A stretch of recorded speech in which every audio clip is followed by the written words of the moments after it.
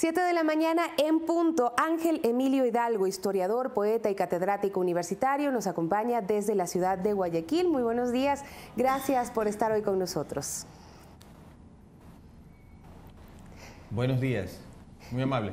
Bueno, estamos viendo precisamente esta ruta de los monigotes, pero también tenemos como una de las tradiciones la quema de estos, aunque no se va a realizar de esta manera durante este año, las cábalas, la fiesta en familia. ¿Podemos decir que esta celebración y esta forma de celebrar es de las tradiciones más arraigadas que se tienen en Ecuador?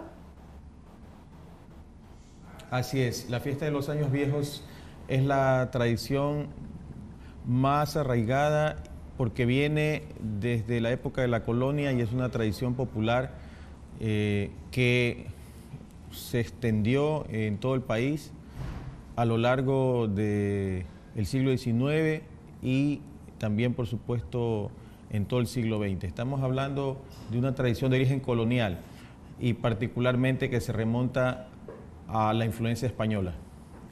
Ahora, ¿qué diferencias tiene en la sierra y en la costa ecuatoriana esta tradición de fin de año? ¿Cómo se observa, pues, analizándolo ya desde otras miradas, desde otras perspectivas?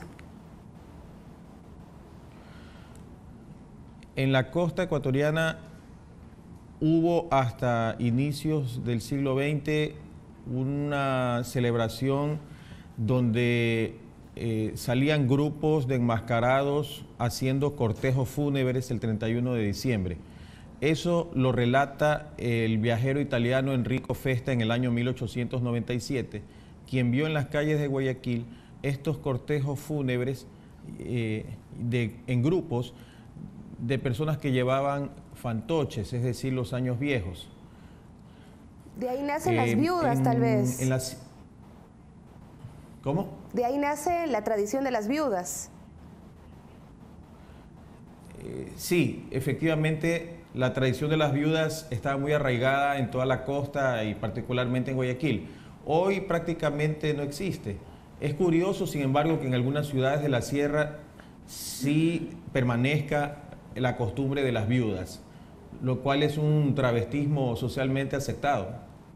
Bueno, en realidad en la sierra ecuatoriana es muy común. Nosotros ya veíamos tempranito pues algunas viudas incluso por acá por el canal preparándose porque pues generan toda esta fiesta, paran a los carros y demás y también tratan de recolectar algún dinerito para poder celebrar de la mejor manera con los amigos, con la familia, pues durante estas épocas. Esta tradición del año viejo, hay quienes dicen también que nació pues a raíz de alguna enfermedad que se presentó en 1895, una amenaza de fiebre amarilla. ¿Se puede también atribuir en parte a esto que se había pedido, que se quemen pues los monigotes como para limpiar el ambiente de esta epidemia? Hay un relato que dice que cuando hubo la epidemia de fiebre amarilla en 1842, se quemaron grandes montones de ropa y evidentemente tenía que hacerse eso para evitar la propagación de la peste. Pero en realidad es una costumbre mucho más antigua que se remonta a la época colonial y tiene que ver con la manera como se quemaba simbólicamente al judío. Hay un relato del historiador Modesto Chávez Franco, quien dice que en la época de la colonia se hacían monigotes con la efigie de judíos y se quemaban acompañados de unos versos que decían: quémate judío, quémate hasta el hueso, que para tu crimen poco es el infierno. ¿Y cómo va cambiando esta tradición y cómo se va volviendo una tradición propia de esta tierra, propia del Ecuador? Porque se va propagando sobre todo a raíz de la incorporación de los años viejos en la esfera pública. Es decir, es a través de la política y de la representación de los personajes políticos como los años viejos comienzan a propagarse. En el año 1871, durante el gobierno de Gabriel García Moreno, también se dice que se elaboraban algunos monigotes con la representación del presidente, quien no era muy popular, al menos en Guayaquil. Entonces, se prohibió a partir de ese año 1871 la elaboración de estos muñecos que representaban a las autoridades del poder político. Hoy la Sin embargo, política... usted sabe que cuando se hace este tipo de prohibiciones, pues muchas veces no llevan a ningún lado porque generan el efecto contrario, es decir, siguen elaborando los muñecos y siguen celebrando la festividad a pesar de cualquier prohibición. Lo que es decir, llaman la psicología inversa, ¿no? Así es. Y hoy está también muy arraigado el tema de la política. Antes considero que estaba más arraigado, es decir, antes de la década de los 80 había una importante presencia de muñecos o años viejos basados en la representación de los políticos de turno. De hecho, un conocido diario de distribución nacional instituyó o institucionalizó en el año de 1962 la fiesta de los años viejos, la celebración de los años viejos. Y en ese año ganan dos artesanos, Raúl Cruz, era el padre, y su hijo, Juan Cruz, ganan el concurso a partir de la representación de José María Velasco Ibarra, quien había sido presidente del Ecuador entre 1960 y 1961. Ahí, como usted dice, pues también van unidos a esta tradición de realizar el Año Viejo como tal, los versos, el testamento. ¿Cómo se empieza a hacer el testamento y a volverse una tradición pues en todo el Ecuador? Los medios de comunicación me parece que también juegan un papel ahí súper importante.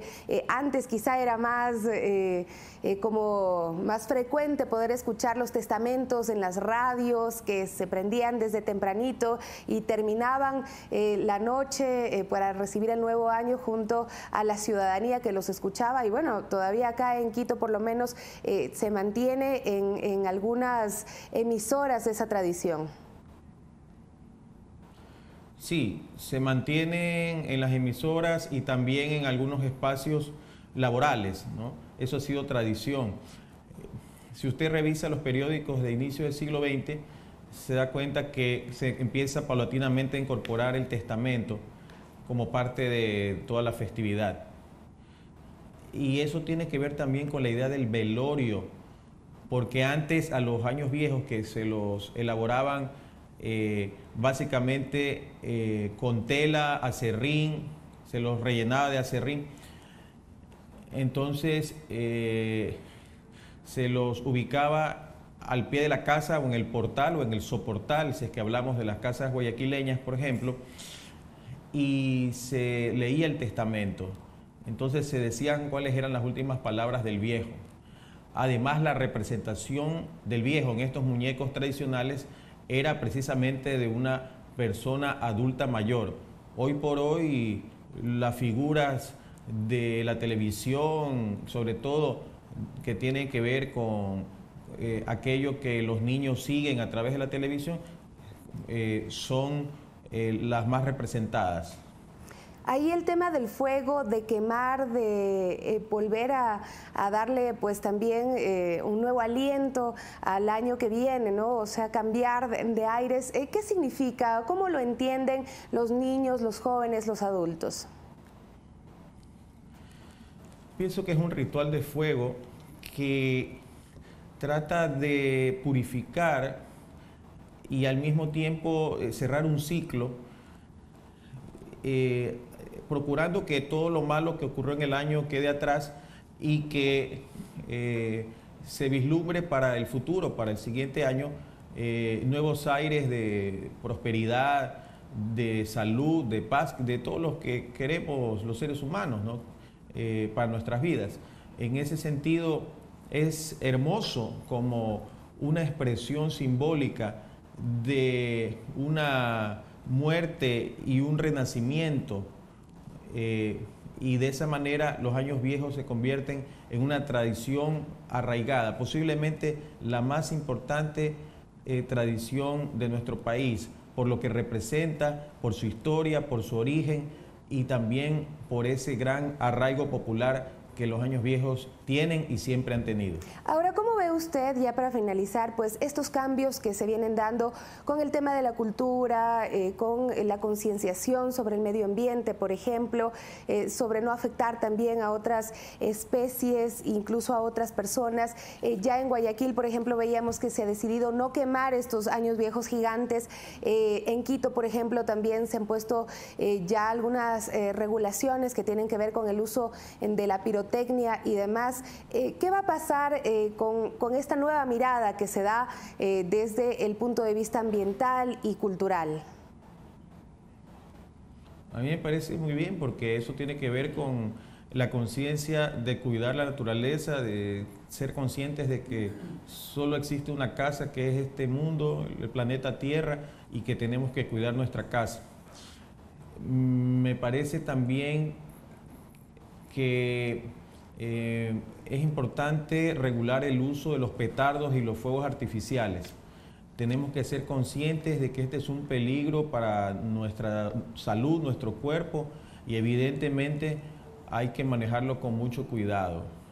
Sobre todo los padres, las personas adultas tienen que estar siempre pendientes de que los niños no entren en contacto en un sentido pues, que pueda afectarles con estos objetos que tienen que ver con la celebración del fin de año, pero en torno a lo cual hay que tener mucho cuidado, ¿no? Sobre todo en torno a su uso y manejo.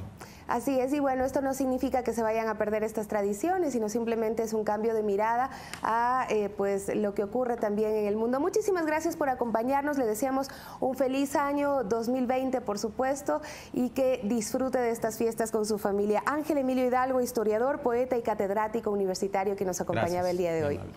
Bueno, nosotros hacemos una breve pausa y enseguida regresamos con nuestro siguiente tema el día de hoy. Estamos pues prácticamente cerrando este espacio de Primera Impresión en este 2019. Volvemos.